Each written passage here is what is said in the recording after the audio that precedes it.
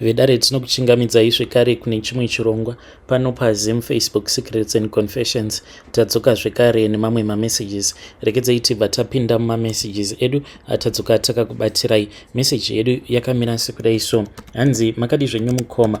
Ndinokumbirawo kuti munge muchindiposterawo nyaya yangu makavika uchitupa changu. Ndauyawo pano ndiine confession yangu iyo yandiinayo. Mukoma confession yangu I hope kuti at the end of the day ichakwanisawo kubatsirawo vamwe kunze uku like the young women that are not yet married, even avo vanenge vachida kuzopinda muma second even muma third marriages avo. Usapinda marriage simply because out of peer pressure, because sometimes you can make that rushed decision, then you can regret for the rest of your life. Sezvandakaita ini zvakaitika mukoma nashi ndezvekuti mainge muri mugore ra 2007 ndainge ndiine friend yangu uyo ainge achangobva mukuchata, saka ndakabva ndatanga kufila rimwe pressure rekuti neniwo ndainge ndichifanira kuti ndinge ndichizochatawo, ndokubva ndachizotanga kudanana neuyo akazova murume wangu. But to tell you the truth mukoma, uyo akazova murume wangu handitomborina kana feeling naye zvamu chose, even though takachata ungoriwo muchato uya wekuti I just wanted to prove a point kuti neniwo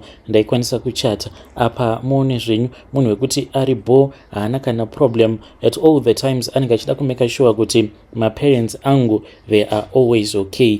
Zvino mukoma tati garei like ndo pandakabva ndachizotanga manje kuzotaura nemamwe ma-ex angu. Mukuzonotaura nema-ex pane umwe uyo akazongonditaimirawo at that time murume ainge ambobuda munyika achienda kuBotswana. Hey mukoma nashi, ipapo ndo pandakabva ndachizotanga kuita zvechihure kubva ipapo kusvika pari zvino. But chinondinetsa ndechekuti murume haana kana day one raakambosuspecta kuti mudzimai wangu ndo zvaanondiitira izvi. I feel so sorry for him for the life that I have made him to live, and I even suspect kuti pavana vedu avo vatiinavo maybe one, I think kuti one haasi wemurume wangu, because I have strong suspicions. Ndinototya kutoti kana ndikazonyanya kupinda mumadetails zvimwe kuda maybe anokwanisa kuzosuspecta kuti uyu munhu yari kutaura uyu anenge mukadzi wangu. Ndiyo confession yangu iyo yandiinayo. Vedare ndo message iyo yandakatumidzirwa ichibva kuna vahanzvadzi vedu. Ngatizamei kuti tinge tichitaura navo vahanzvadzi vedu ava mucomment section. Hanzi please musazopinda muma marriages simply because it will be out of peer pressure, uchida kuprova a point kune vamwe vanhu kuti newe unokwanisa kupinda mumarriage. Regedzai tibva taenda panyedu inotevera. Nyedu inotevera yakamira sekudai. Hanzi makadi zvenyu mukoma, ndinokumbirawo kuti munge muchindiposterawo nyaya yangu makavika chitupa changu. Ndauyawo pano ndiine confession yangu iyo yandiinayo. Mukoma nashi murume wangu akapotsa afa ini. Zvakaitika ndezvekudai so ndainge ndisingatozivi kuti like vamwe vanhu vanokwanisa kutokunzwira jealous, then vakunzwira jealous kudaro over wanzi omupfuhwira uyu. Kana ukapa murume wako mupfuhwira wakadai, iye anobva azotanga kukuda uye zvekare unenge wava kutomucontrola. But mukoma ndakanopiwa mushonga wainge wakashata, wainge utori poison. Zvakaitika ipapo kamukoma I really do not understand until this very day. Ndakati ndabika paya murume wangu sezvo iye ainge ari makanika, ainge akatogara zvake panze busy doing his stuff, ndokubva ndatopakura paya ndikabva ndanomupa chikafu. Saka pakabva pasvika shamwari yake, then they started talking, ndokubva aperekedza shamwari yake achimuburitsa gate. Saka pamba patainge tichigara ipapo painge paine dzimwe imbwa dzekuti kunyange mumba waiti kana ukasiya door rakavhurika dzaipinda dzobva dzatoba chikafu. So imbwa dziya mukoma dzakabva dzatoti chance given, ndokubva dzatotanga kutodya chikafu chiya icho chandainge ndabikira murume ndikamuisira mushonga uya wemupfuhwira. Imbwa idzodzo dzakazomuka dzakafa dzose mukoma. Saka ndakazovabvunza vahanzvadzi vedu kuti zvino imbwa idzi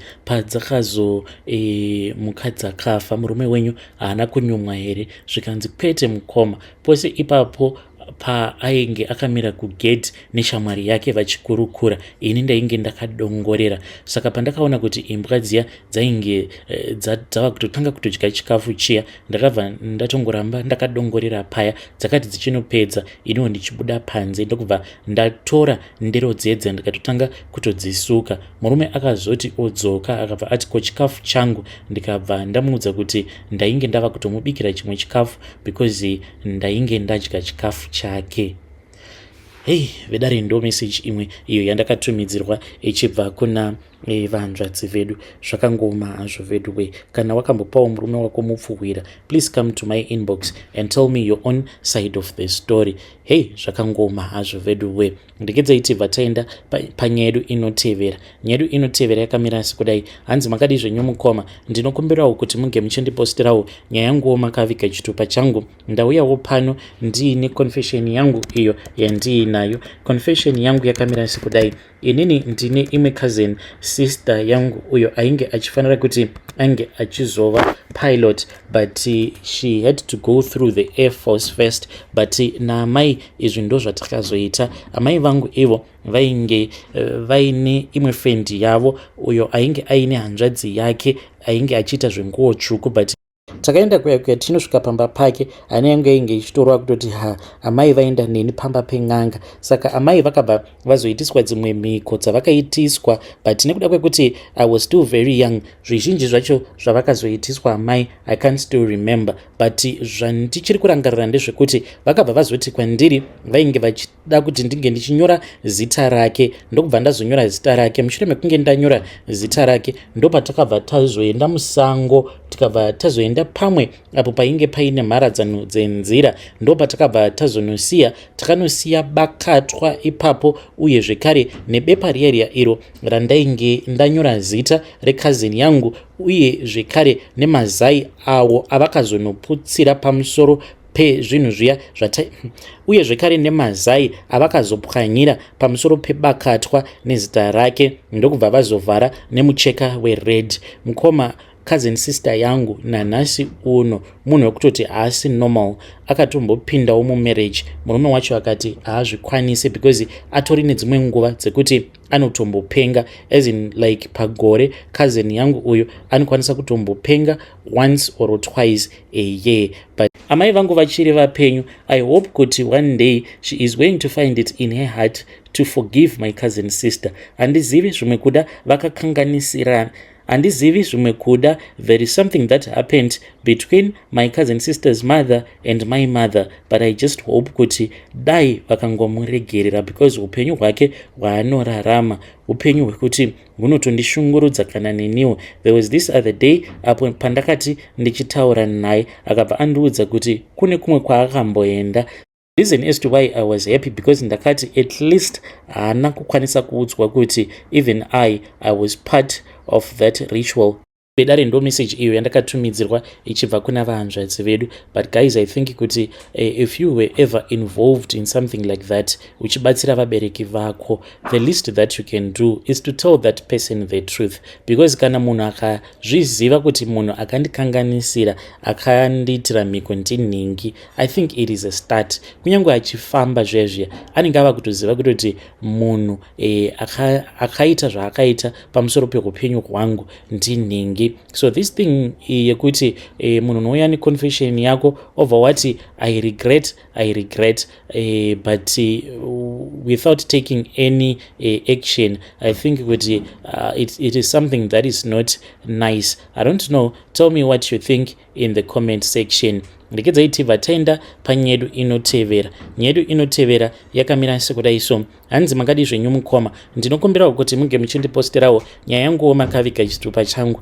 Ndichangochinjawo some of the details munyaya yangu so that vanhu vazhinji vasazokwanisa kundiziva, so that I can always be hide me. Mukoma Nash, can you hide my identity? Inini ndiriwo mukadzi anogarawo muno muHarare, uye zvekare ndine prize rangu iro randinaro. Ndichangoti prize iri riri kuBeatrice. So mukoma prize iri ndakarisirwawo nemurume wangu, but mushure mekunge murume wangu ashaika, pana vamwe bankuru ava vakabva vati vainge vachida kundigara nhaka. The reason as to why vainge vachida kundigara nhaka yainge iri nyaya yekuti vainge vachichiva upfumi uhwo hwandainge ndakasirwa nemurume wangu. Saka ndakabva ndaramba paya, ndikabva ndati no, inini hangu handizvikwanisi. Takanetsana nabankuru vaya vakabva vati zvino kana aramba kugarwa nhaka ari kufanira kuti ange achitengesa mimwe midziyo iyo yaakasiyirwa nemunin'ina wangu. But takaendesana kumakoti, takanetsana mugoma kusvika mugore ra2015 bankuru ava ndakabva ndaona kuti zvainge zviri nani kuti ndige ndichivaendera kun'anga. Ndakazovaendera kun'anga, then bangukuru ndokubva vazoshayika mainge muri mugore ra2017. Saka pose apo kuprazi uko zvinhu zvainge zvinyatsokufamba zvakanaka. Mushure mekunge ndazoenda kun'anga ndikabva ndazonourayisa bangukuru, zvinhu kuprazi ndopa zvakabva zvazotanga kuoma. Apo tainge tichiitawo zvekupfuwa zvipfuwo uye zvekare nekurima, but mukoma upenyu hwakabva hwazotanga kundiomera. For the first time in my life ndakabva ndati it was far much better kuti prazi iroro ndinge ndichiritengesa. Sister yangu uyo akabva ati ingawani sisi makati, the reason as to why you do not want to sell this farm in the first place because it is your husband's legacy. Zvino kana mukazotengesa prazi racho, what will you be doing? You won't be doing any good for your kids. Ndakabva ndatoona kuti apa ndainge ndichitofanira kutoti ndinge ndichitombofamba. Saka mukuzonofamba ndakabva ndazoudzwa kuti mweya wabangukuru avo vandainge ndakaurayisa, mweya wavo ndiwo wainge wava kukonzeresa kuti kuprazi uko zvinhu zvinge zvichisungika uye zvekare neupenyu hwangu hunge huchioma. So ndakabva ndazonzi painge pachidiwa kuti pange pachiitwa dzimwe mhiko idzi takabva tazonodziitira kuprazi. Saka takaenda kuya kuprazi mainge muri muna September mugore ra2017, uko kwandakanzi ndainge ndichifanira kuti ndinge ndichiuraya bhuru.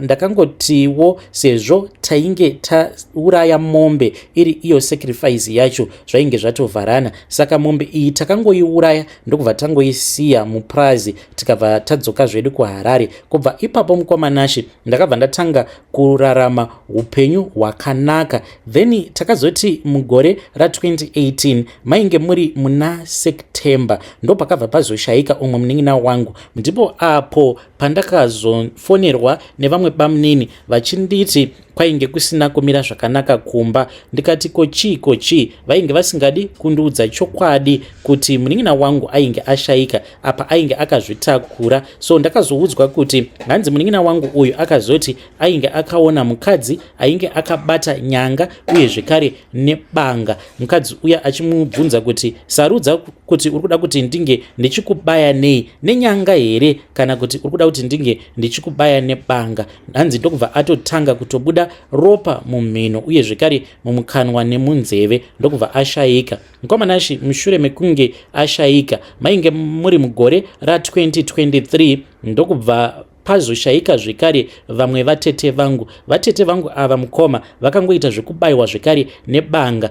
Vatete vangu ava ivo vainge vachiita zvekukweretesa vanhu mari dziya dzezvimbadzo. Saka zvinonzi murume uyu vakati vamukweretesa mari then ainge otofamba achitoti uya unopenga ndimbofi ndakamudzorera mari yake. Saka zvinonzi vakabva vazohaya vanhu vachida kuenda kunorwidzana naye murume uya kuti vange vachipiwa mari yavo, asi uya hanzi ainge akatovamirira.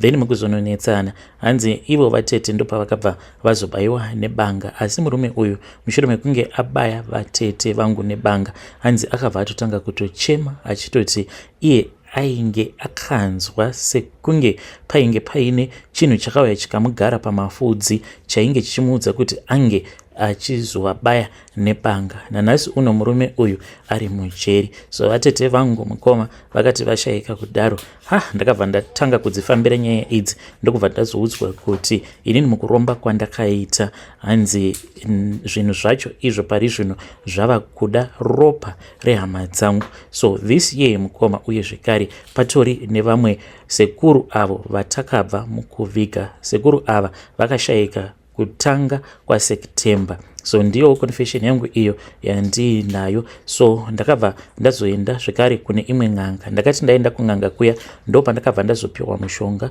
unova uri iwo ndiwo wandiri kushandisa pari zvino, because takati tiri parufu rwasekuru then vanhu vainge voti tainge tichifanira kuti tinge tichifamba paukama kuitira kuti tinge tichiziva kuti why is it vanhu vainge why is it vanhu vachingofa chete muna September? Zvino ndakabva ndazomhanya ndikabva ndatangira vamwe vose veukama. Ndine mushonga uyo wandakapiwa. Mushonga uyu unonzi mugarang'anga. Saka kana paine hama yangu iyo inenge ichida kuenda kunobvunzira, inini ndinobva ndatozviona, ndinotoona hama yangu like patori nomwe munin'ina wangu uyo akatomboenda kune imwe n'anga but ari kuSouth Africa. Ndainge ndakatogara ndichitoona hangu mamovies paNetflix, ndobva ndatoona TV yainge yobwaira ndikatoziva kutoti pane zvainge zvavakuda kuitika. Ndakabva ndamhanya ndikabva ndanotora mushonga uya ndikabva ndadeketerera ndakagara zvangu pacouch, ndokubva ndatoona munin'ina wangu achitoenda kumba kwen'anga iyaya, ndokubva ndazotumidzira mushonga uya. Saka mushonga uya iwo unokwanisa kutoenda kunenge kuine munhu uyo wacho waunenge wandirakidza kuti ningi zvaunomuona atori munzira ari kuenda kuna pasta, kumuprofita kana kuti pan'anga. Ende munhu uya kunyange zvichinzi ndipasta vanonamata but anobva anogarwa nawo mushonga wacho iwoyo zvekuti musi wacho iwoyo anenge asitomborina kana simba. Kana vari maprofita haana kana chaanenge achimboona pamweya, kana dziri n'anga mudzimu uyo unenge uchinzi ndo unopota uchiuya uchizomugara musi wacho iwoyo hauuyi nekuda kwemushonga iwoyo wandiri kushandisa. Ndiyo confession yangu iyo mukoma. Kana mukaposta nyaya yangu ndiziviseiwo, ndichange ndichizoteverera mucomment section. Vedare ndo message iyo yandakatumidzirwa ichibva kuna vanzvadzi vedu hanzi mugarang'anga. If you know more about that, you can come to my inbox. Zvakangooma hazvo vedu we. Strange things indeed they do happen in this world. Pamwe ndozviya zvinokonzeresa kuti munhu unenge uchingoti ndiri kufamba but handisi kukwanisa kubetserwa nekuda kwekuti munhu uya hanzi ndainge ndakatogara hangu ndichitoona mamovies paNetflix, ndokubva ndatoona munin'ina wangu achienda kunobatsirwa ndikabva ndatumidzira mushonga uya. African magic.